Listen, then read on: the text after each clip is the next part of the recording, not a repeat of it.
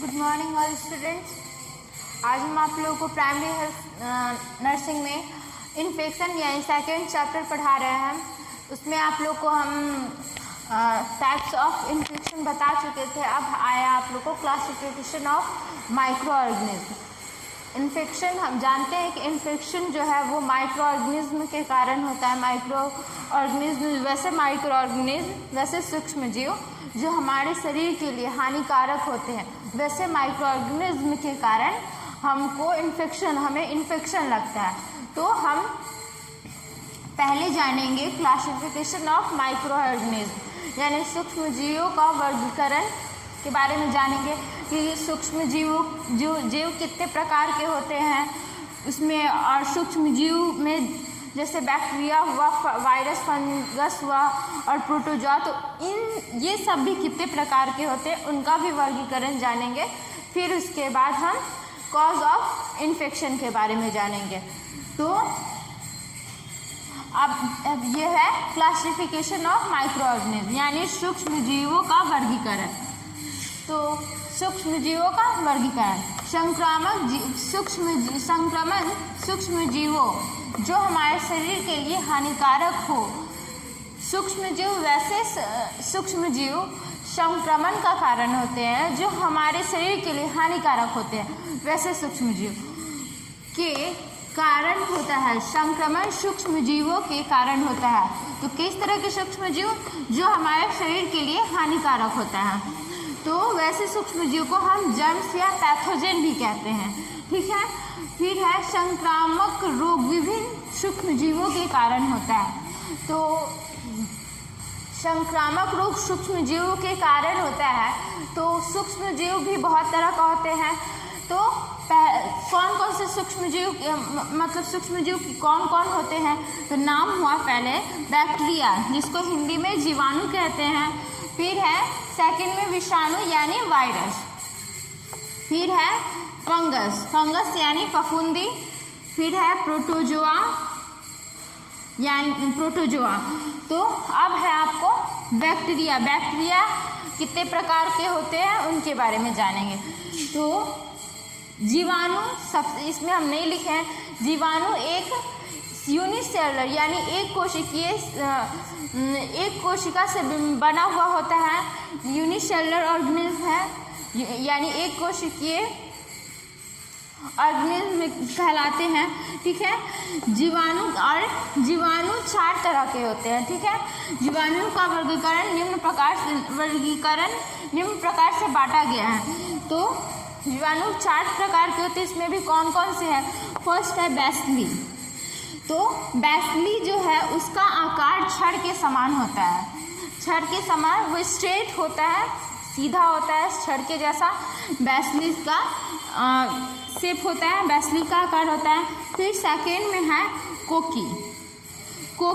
तो कोकी इस प्रकार के जीवाणु का आकार गोलाकार होता है। कोकी का स्ट्रक्चर जो है वो स्फेरिकल होता है। स्फेरिकल जिसको हिंदी में गोलाकार कहते हैं। फिर थर्ड में आया विब्रियो में इस प्रकार के जीवाणु का आकार कोमाकार होता है।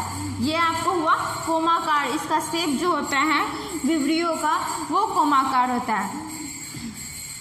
ये बैक्टीरिया में, जैसे ये बैक्टीरिया 4 तरह का हुआ। बैक्टीरिया में ये वैसली नाम सुनेंगे, लैक्टोबैसिलस बैक्टीरिया, ये दूध में पाया जाता है। विब्रियो कोलरी, ये आपको काफ़ी ये हार्मफुल नहीं हुआ, ये काफ़ी यूजफुल बैक्टीरिया हुआ। और ये विब्रियो कोलरी जो होता है कोलरा उससे होता है। तो ये विब्रियो जो है वो काफ़ी हार्मफुल हुआ।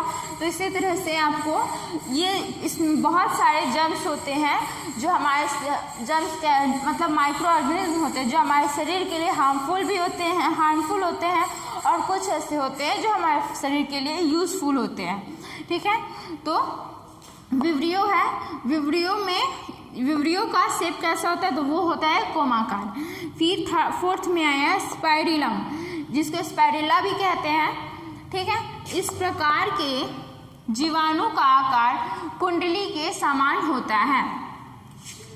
कुंडली ये हुआ आपको कुंडली के समान, इसका स्ट्रेट भी नहीं होता, ये ऐसे जिगजैग टाइप में स्ट्रक्चर इसका होता है। इसको कुंडली के समान इसका स्ट्रक्चर होता है, आपको स्पाइरुला या स्पाइरुलम का होता है। फिर ये है, तो ये तो आपको उसके शेप के अनुसार उसको बांटा गया हुआ है बैक्टीरिया को। फिर बैक्टीरिया को उसकी अवस्था की यानी उसकी व्यवस्था, उसका रहने का ढंग कैसा है, उसके अनुसार, उसके आधार पे जीवाणु को 4 प्रकार में बांटा गया है। फर्स्ट है डिप्लोकोकी। तो डिप्लोकोकी में जीवाणु जो होते हैं वो एक ही जगह पे बहुत सारे जीवाणु एक साथ समूह में रहते हैं, उस तरह के बैक्टीरिया को हम कहते हैं डिप्लोकोकी। फिर सेकेंड में है स्ट्रेप्टोकोकी। तो स्ट्रेप्टोकोकी में जो बैक्टीरिया होते हैं वो श्रृंखला में रहते हैं यानी लाइन में होते हैं, रो वाइज या कॉलम वाइज इस तरह से होते हैं। वो एक झुंड में तो होती है पर उनका एक श्रृंखला में रहते हैं, एकदम श्रृंखला में रो वाइज या कॉलम वाइज में रहते हैं स्ट्रेप्टोकोकी में बैक्टीरिया यानी जीवाणु। फिर है स्टेफाइलोकोकस। तो ये आपको थर्ड में हुआ। तो इसमें क्या होता है कि इसमें जीवाणु जो है वो समूह में होते हैं, गुच्छे में होते हैं, यानी एक जगह पे बहुत सारा, फिर दूसरे जगह पे बहुत सारा, मतलब एक ही जगह पे बहुत सारा सब मिलकर एक जगह पे हो, ऐसा नहीं होता है।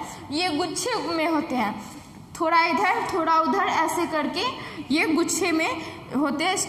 स्टेफाइलोकोकस में इस तरह जीवाणु जो होते हैं वो गुच्छे के रूप में होते हैं। फिर है आपको फोर्थ में टेराकोकस।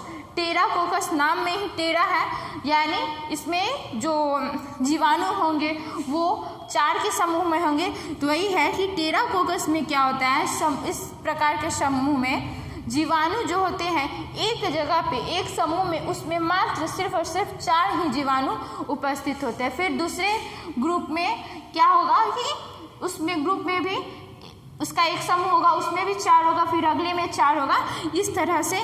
तो उस तरह के जो समूह होते हैं उनकी, उस तरह की जो बैक्टीरिया की व्यवस्था होती है, उस व्यवस्था को हम कहते हैं टेराकोकस। फिर है इसके बाद हम फंगस पढ़ेंगे। फंगस क्या होता है, फंगस से भी बहुत सारी बीमारियां होती है, तो उसके बारे में हम पढ़ेंगे। फंगस से पहले है आपको वायरस पढ़ेंगे, फिर वायरस के बाद फंगस पढ़ेंगे, उसके बाद प्रोटोजोआ पढ़ेंगे।